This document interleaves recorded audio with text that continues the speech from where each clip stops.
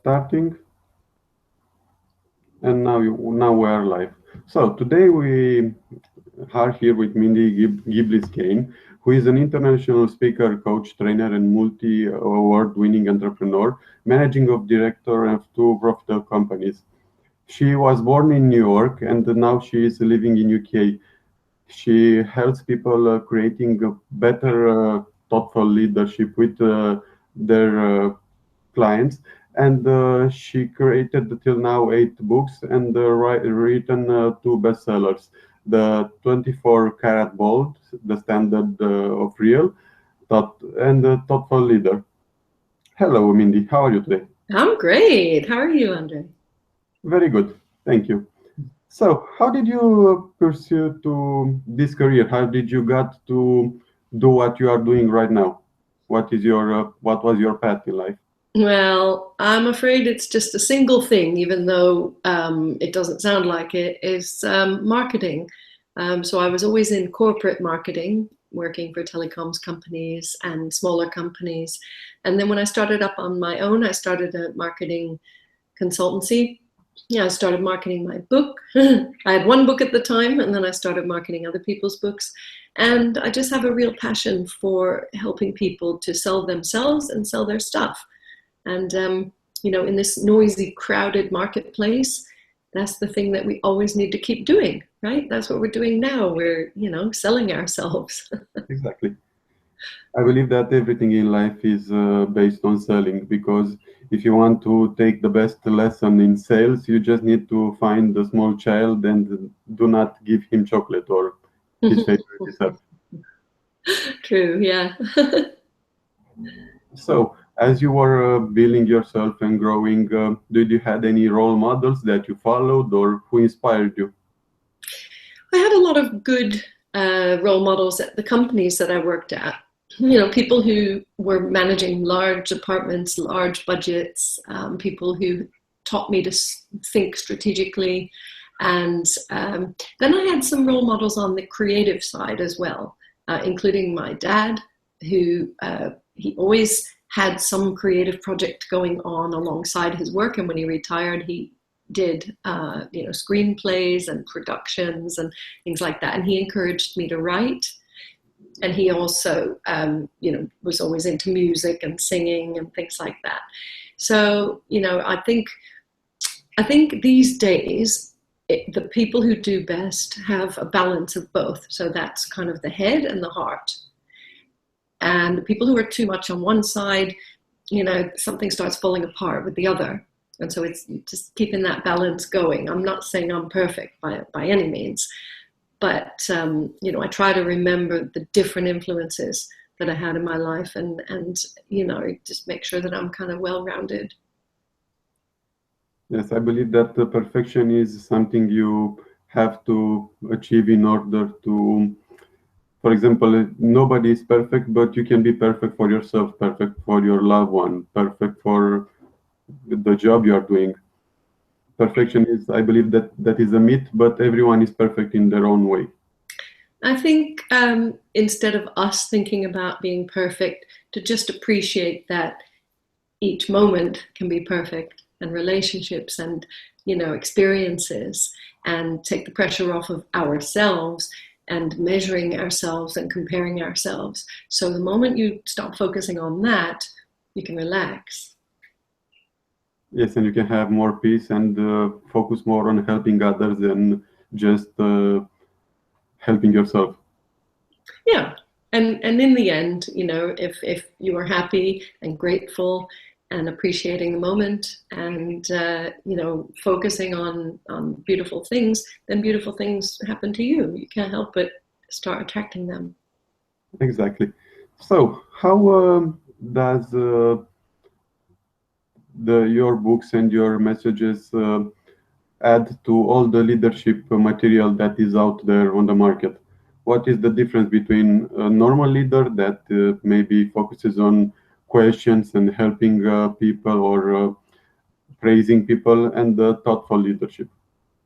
The thoughtful leadership, Andre, it complements everything else, because if you bring thoughtfulness to everything you do, I mean, the trendy word is mindfulness, but that doesn't quite do it for me, because, you know, mindfulness is being aware. Thoughtfulness has some intention.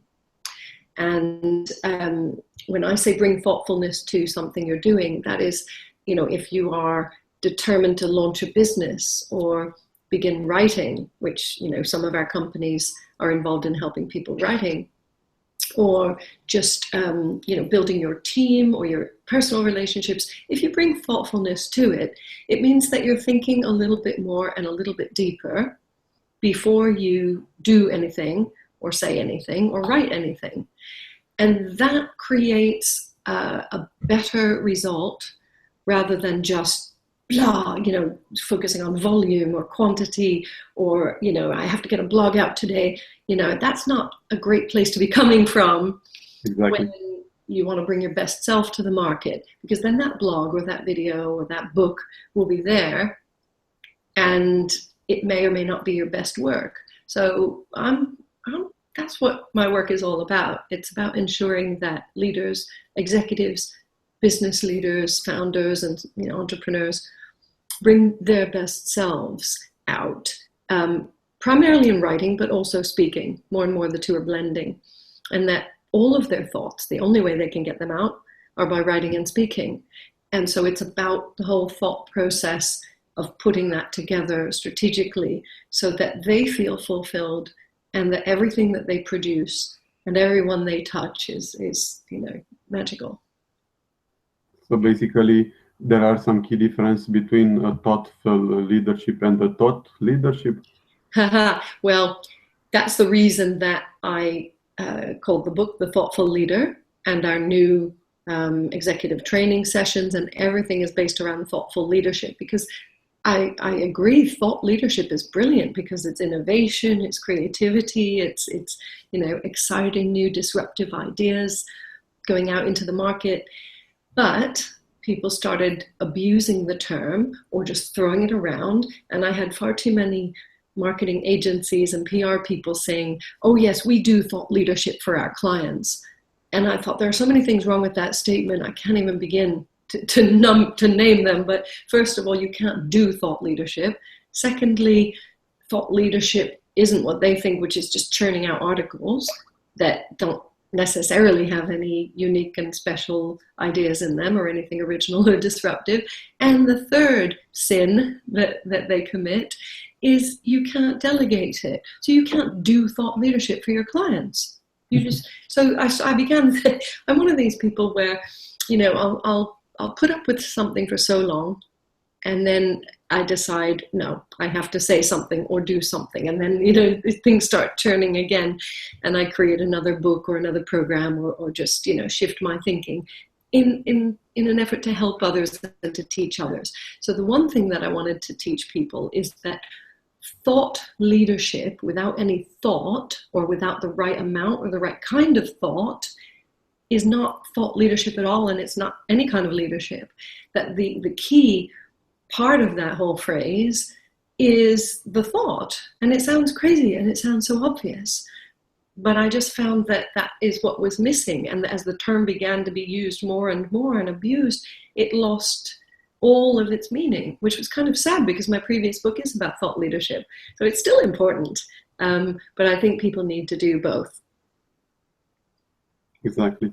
And do you believe that there are some key differences? For example, how could the thoughtful leadership maintain his team's daily motivation, or does anything different? He praise them more often, or things like that?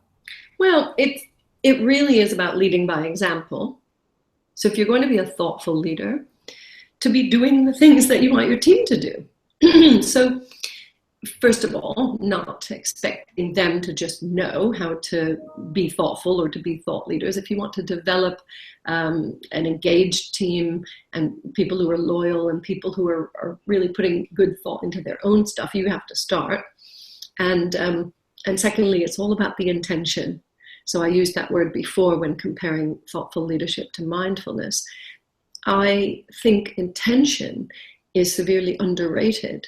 People normally judge your results, and your results may or may not be successful in terms of, people's criteria, but your intention is always pure. It's either pure going down the right track, or it's a bit misguided, but your intention doesn't lie. So of all the things that a leader of any kind should be doing, the most important one is learning how to interpret and how to shift his or her intention. And that's my favorite kind of work. It sounds very strange because people don't talk about it, but as with most things that I work with, I can see it, and I can see a way to help leaders who really care about this stuff to go beyond. And when you start with that kind of intention, people can feel it, and they know, and they support you. They know you're going in the right direction. So although the results may not always follow, or they may not follow fast enough, you get the most incredible loyalty. When I was in the corporate world, I didn't really like selling myself. As I said before, you have to. But one of the things that I was always good at was sharing my intention with people and making sure they knew where I was going. And my department had the best loyalty. Nobody ever left, ever. I mean, it was incredible. And that kind of engagement and retention is really, really important these days. So I'm going way off track, but I think that is a key skill, is to develop that trust. You can call it trust or intimacy or whatever, but that's how you do it. You start it, and then your team gets that you're being real about it. Exactly. Nobody cares about yourself or about your products until they know how much you care about them. That's the one. That's it. Everybody listen to only one radio station, WYYI. What is WIIFM, yeah. What's in it for me? Yeah, it's true. And although people say, no, I'm not, it's about everyone else. We can't help it. We have to look after ourselves first, don't we? Exactly. And basically, when you meet someone who you saw, let's say, 1 year ago, and you remember his name, he instantly is going to smile. You are going to put a smile on his face. What are you doing? You got so excited, you're dropping everything. Yes, I dropped a bottle of water. I'm going to take a sip of water myself, actually. That's better. Yeah, I mean, I meet a lot of people. It's tricky because the more you build your profile and the more you do, speaking and just meet hundreds of people, the less likely it is that you're going to remember every person. They remember you. If you've stood on a stage, I get people saying, "Oh, Mindy," and I think, just remind me. And I'll be totally honest, because that's part of my philosophy. And I'll say, just refresh my memory. And they'll say, we met at this event and whatever. And now I'm thinking, I wish I remembered you. And then it turns out they were in the audience and it was all dark. I couldn't see anything. They could see me. And so we met was a bit of a, stretch. And then I think, okay, I try to be friendly with everybody and loving with everybody. And, if somebody gets offended that I don't remember them, that's their issue. Exactly. So how the word thoughtful has two meanings. Which one we are talking about here? So we're talking about both. So I think English is the only language that uses that word for those two meanings. Thoughtful, meaning putting thought into things, pensive, thinking things through, considering, and consideration. So it's considering and it's consideration for others, which is, the heart. And so that's where the head and the heart come in. So it's both. And I believed, and I still believe, that it's possible to explain how to bring both of those two ways of being thoughtful together. And that if a leader is working on both and keeping everything in balance, that's the best way to be these days. So it's both. And basically, for example, if someone watches this video, what kind of questions could he start asking himself in order to become more thoughtful? Okay, so just asking questions of yourself is already a really good start. So, the thoughtful nature of not just doing, but reflecting.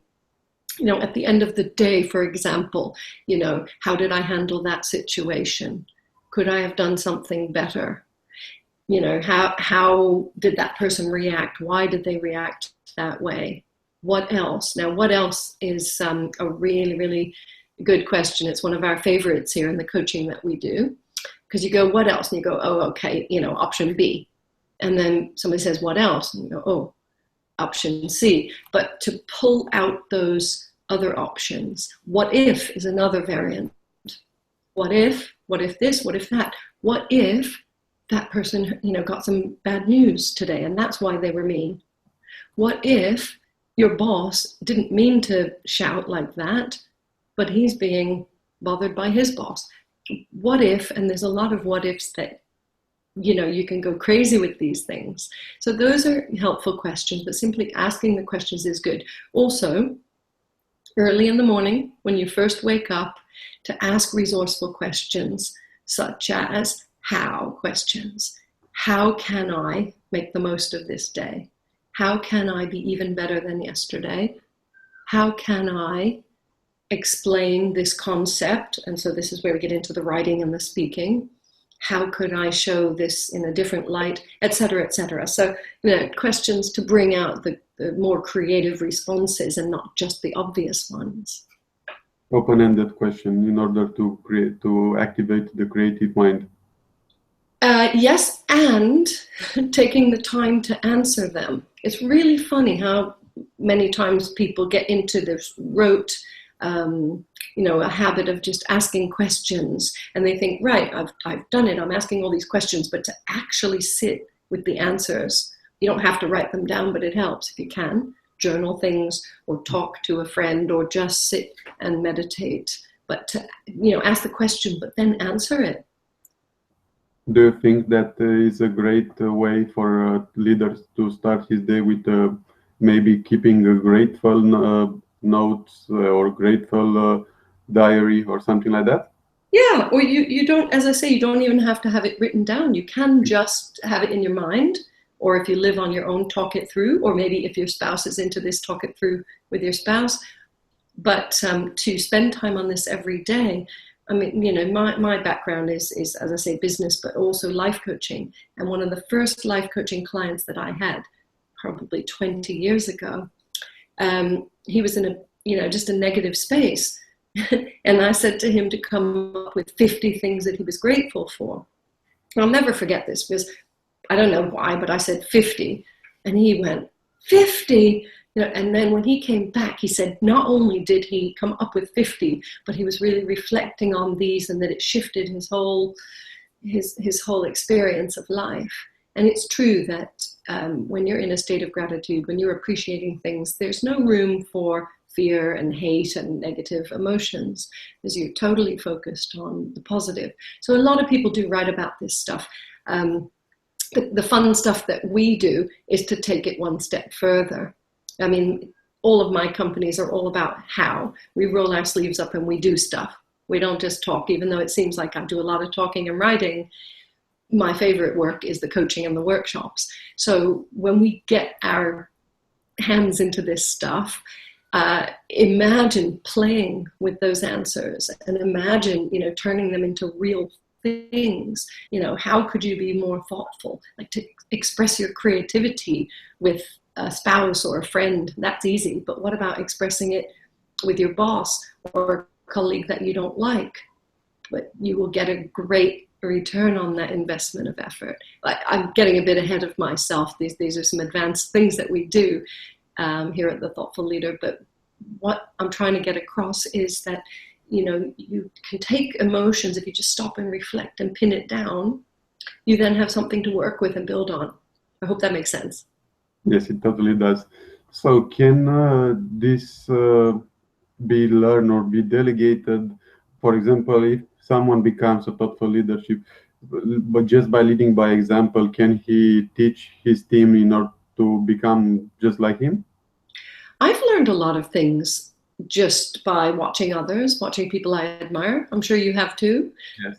So you can get a lot just by observing, modeling, they call it. I think also teaching it explicitly is worthwhile, So, we believe in having a common vocabulary for some of these thoughts and processes and actions so that everybody can be on the same page. We believe in taking it one step further and putting thoughtful leadership principles into people's personal development plans, for example. Now that's a bit radical because, it's not even something that's tangible. Exactly. Exactly. So I think having the conversation, making time and space for it, rewarding people for thoughtful behavior, that's key. I have 2 kids in their 20s, but when they were little, we always tried to reward more than punish. Didn't always work, but that was our intention. And you can still do that. Everybody loves rewards, even adults. Exactly, and sometimes the reward doesn't even have to be monetarily or a gift. Just a praise and something of a good word can do the difference in someone's life. There's lots and lots of ways. Again, just putting some thought into it, you can come up with something more creative. I believe that.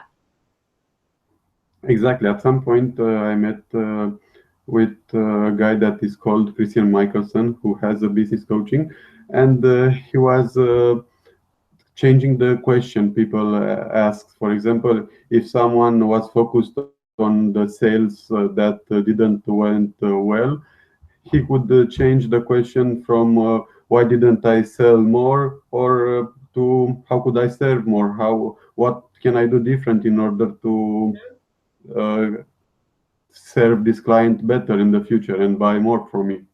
Smart guy. Exactly, and changing people's questions is going to change their mind. Yeah, absolutely. And taking the time to build that process into your day, especially when you think, oh, I didn't win the deal, I now have to do more and work faster. It's counterintuitive because people think, oh, I have to just leave that behind. No, actually build in a little bit of time to reflect, and you'll be more productive and more successful with the next things that you do. For example, when we were in school, the teacher took the time and read our paperwork or the problem, and after that discussed with us what we did well, what we didn't do well. And people tend to forget this when it comes to business, or in order to revise and see what they can do better in the future. Yeah.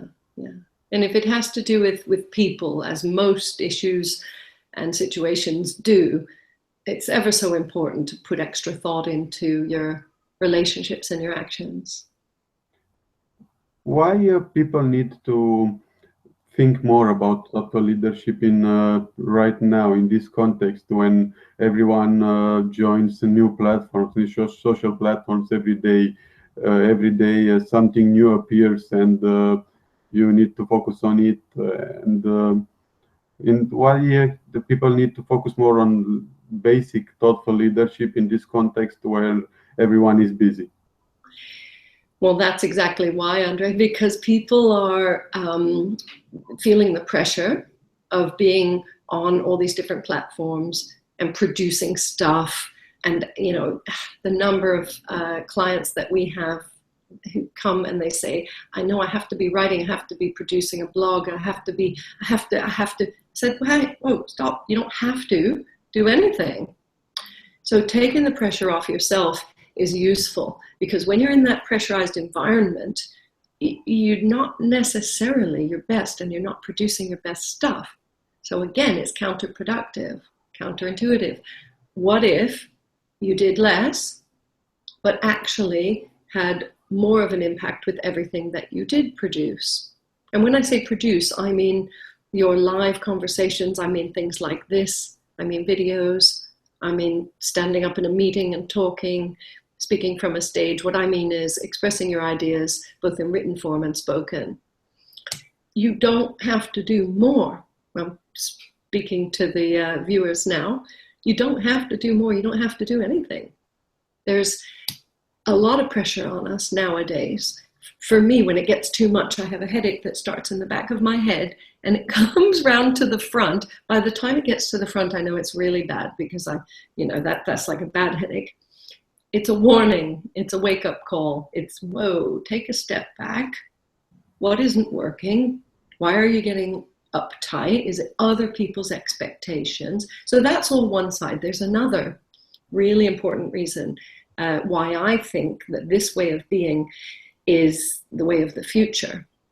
And that's because as you are on these platforms, it's unbelievable how the software retains things. We have caching, where it's stored.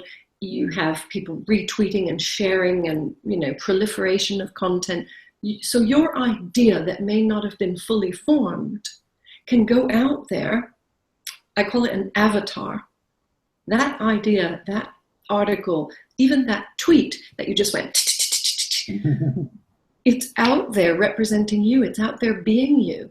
Somebody who doesn't know you, they think that is you.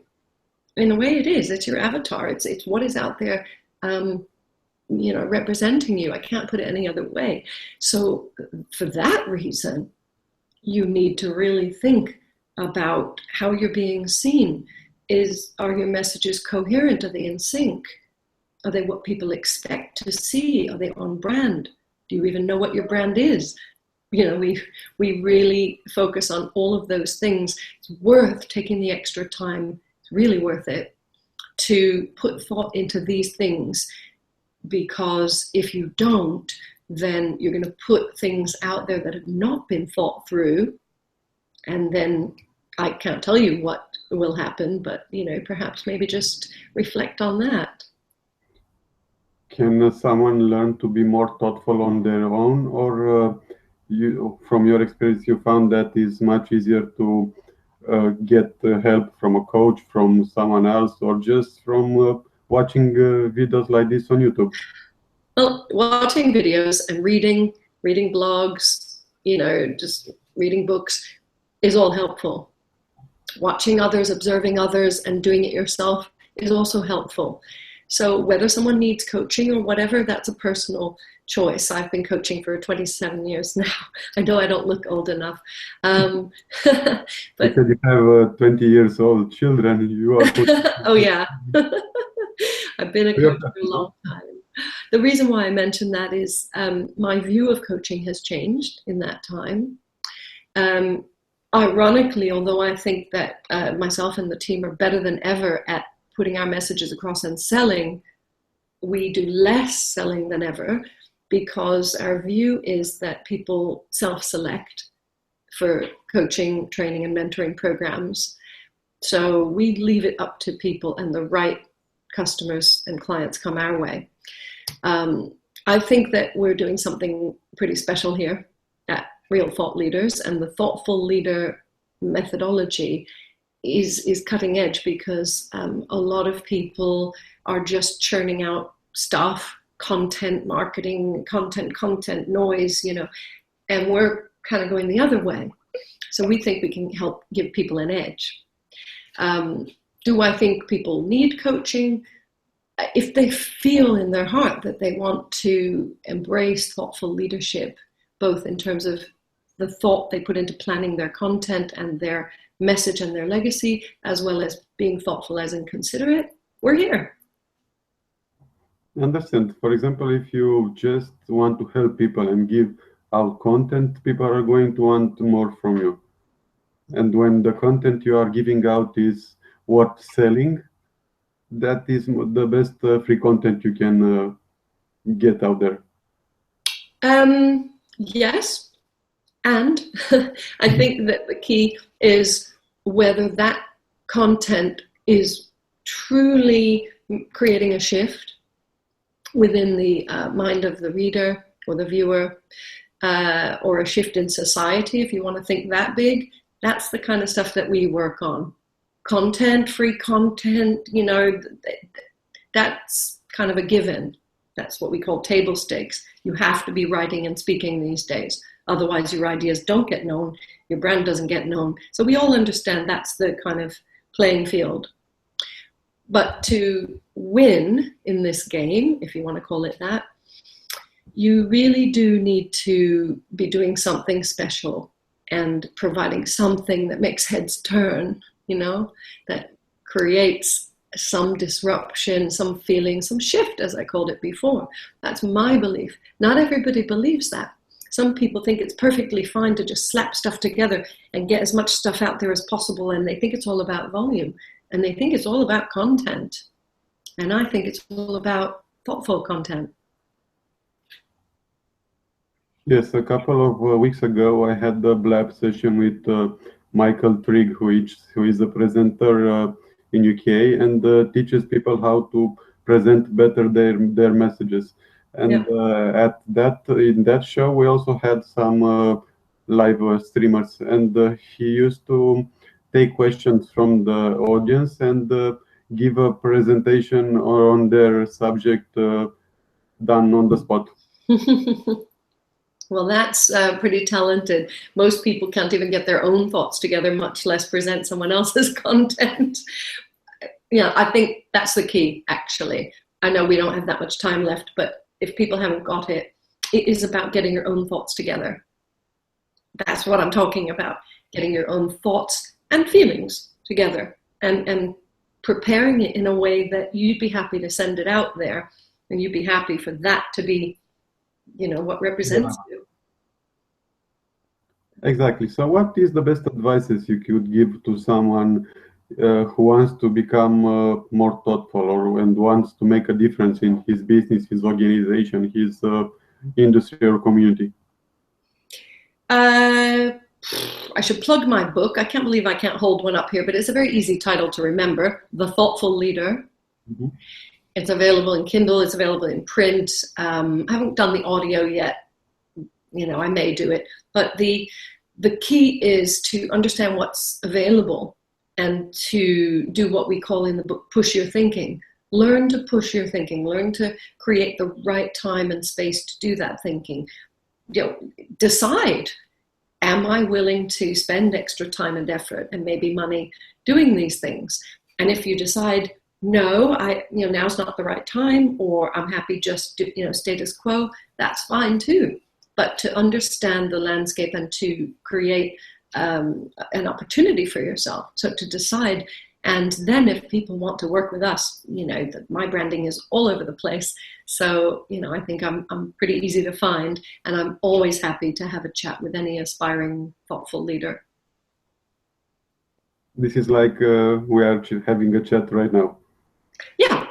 I mean, we haven't delved into your thoughtful content, Andre. That's a private chat. And that's, all joking aside, every coaching conversation that I do is completely confidential. That I don't blog and write about my clients like some people do. I think it's a bit intrusive to, write about who's doing what and what shifts they're making. And I don't care if it's a case study. Everything we do is totally private, unless people join a group, in which case it's private and confidential within that group. But we can definitely have a chat to explore stuff, and that's no obligation, free of charge, with any of your friends, my friends, or anybody watching. Thank you very much for your time, Mindy. And we are going to end the broadcast right now. Any 2 or 3 words that you can leave the audience with? Yes. Take a deep breath, smile, and know that you're already doing great. You're already okay. And that if you choose to do more and be more, that's great too. But you're fine just as you are. Thank you very much.